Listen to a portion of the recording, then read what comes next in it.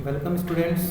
आज हम salary retirement benefits में अर्न लीव सैलरीज जो कैलकुलेशन होती है उसके बारे में बात करेंगे। देखिए, एम्प्लॉई को अपनी सर्विस में कुछ लीव्स मिलती हैं, हर साल अलाउड लीव होती हैं ये एम्प्लॉयर की ओर से, जिन्हें वो अवेल कर सकता है अपने रिक्वायरमेंट के हिसाब से। और अगर वो लीव्स अवेल नहीं करता है तो इस कंडीशन में उसको जो है उन लीव्स के बदले में जो है अमाउंट जो है वो दे दी जाती है, उसको बोलते हैं एनकैशमेंट ऑफ लीव।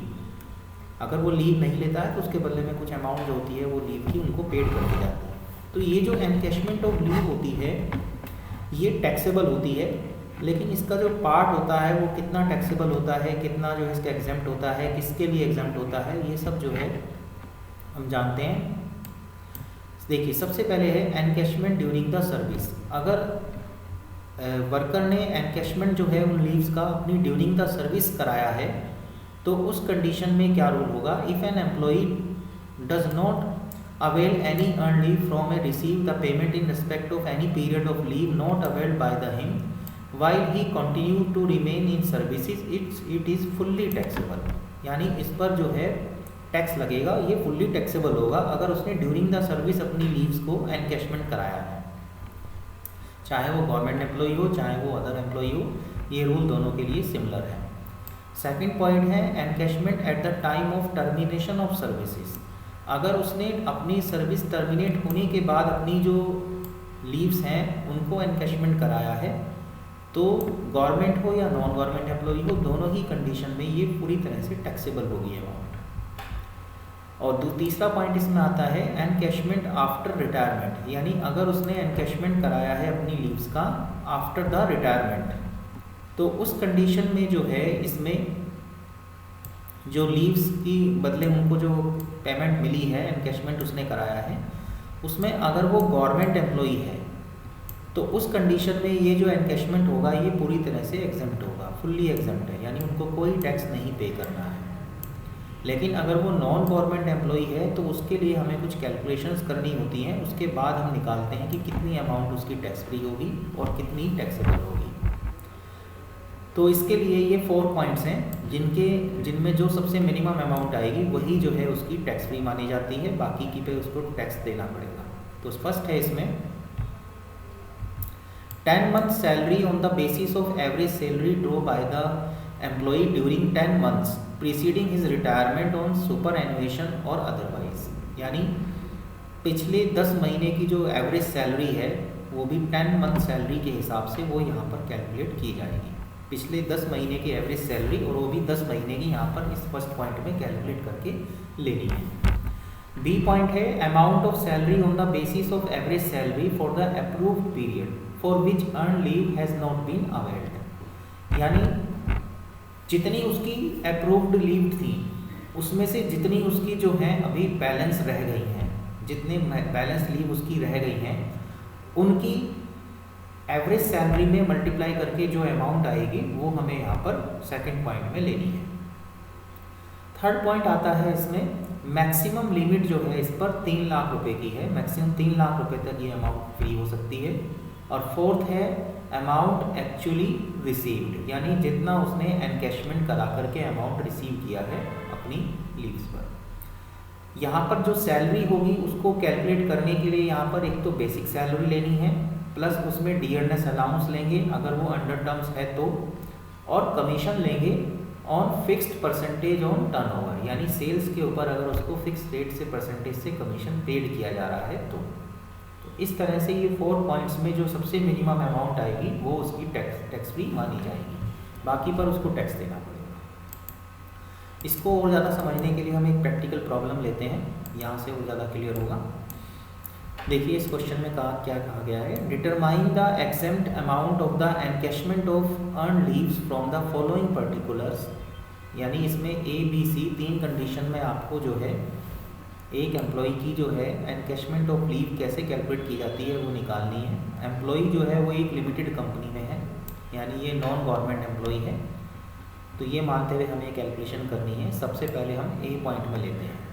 देखिए उसमें जो है मंथली सैलरी जो at the time of retirement वो ले रहा है वो 10,000 ले रहा है।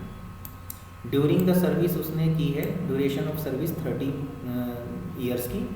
लीव उसने जो है एक भी नहीं ली इस 30 ईयर की सर्विस में।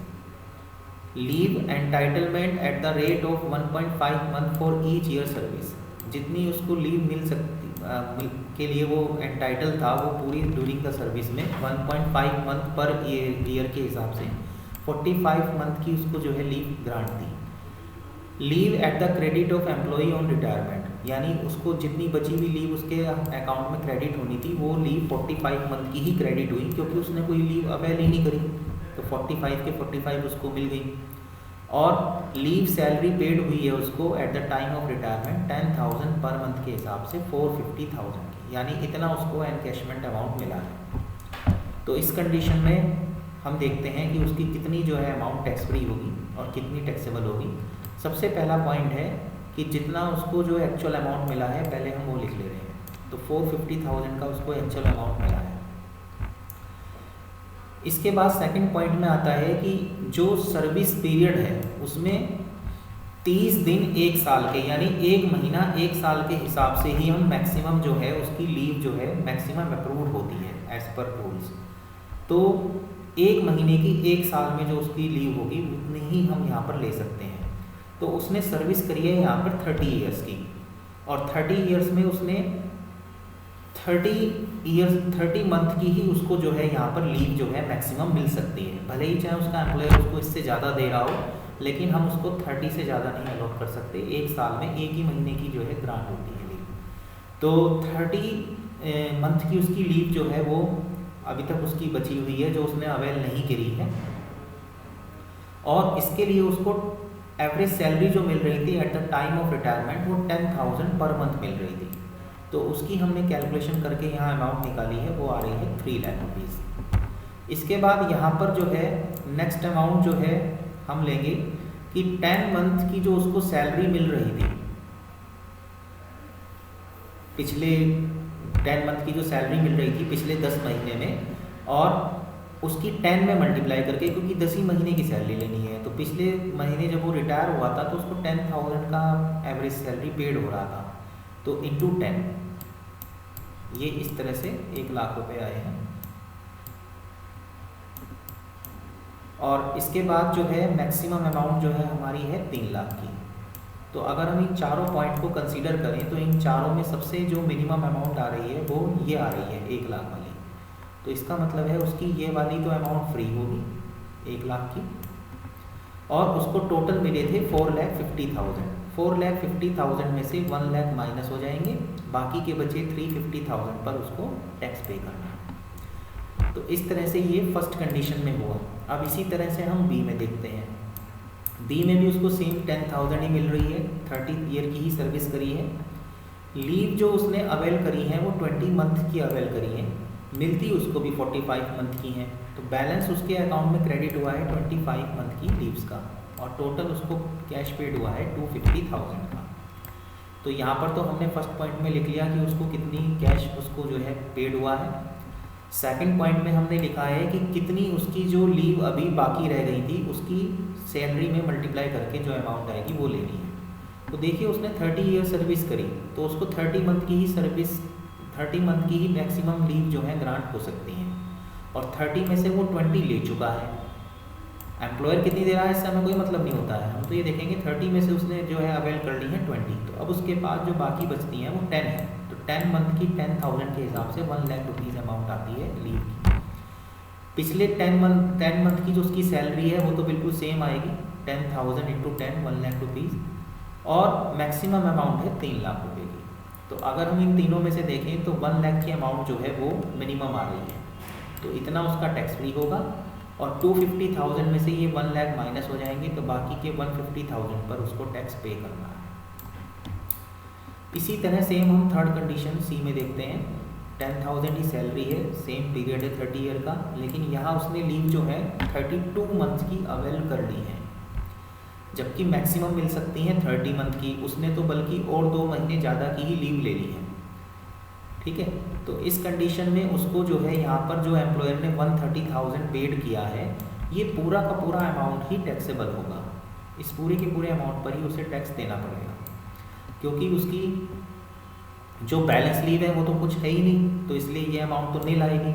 10 मंथ की सैलरी उसकी 1 लाख बैठती है और मैक्सिमम अमाउंट 3 लाख रुपीज़ की है। तो अगर हम इन चारों में देखें तो वैसे भी 130,000 की ही उसकी अमाउंट जो है मैक्सिमम आ रही, मिनिमम आ रही है, तो इसलिए उसको मिनिमम अमाउंट जो है इसमें नील आ रही है। तो इस वजह से यहाँ पर जो है निकालने की भी ज़रूरत नहीं है आपको, आप सीधा लिख सकते हैं कि अगर किसी ने अपनी प्रेस्क्राइब लिमिट से ज़्यादा लीव जो है अवेल कर रखी हैं तो वहाँ पर जितना भी उसको जो है पेमेंट हुआ है वो सारा का सारा ही टैक्सेबल होगा, उसमें कुछ भी टैक्स फ्री नहीं होगा। तो यहाँ इसका पूरा 130,000 ही टैक्सेबल होगा, क्योंकि 30 महीने की छुट्टी मिल सकती थी उसको during the 30 year in service में, और उसने उससे ज़्यादा ले ली है। एम्प्लॉयर कितनी दे रहा है इस बात से मतलब नहीं होता है, तो यहाँ पर इसको पूरा 130,000 पर ही टैक्स देना है, टैक्स फ्री अमाउंट इसकी नहीं लाएगी।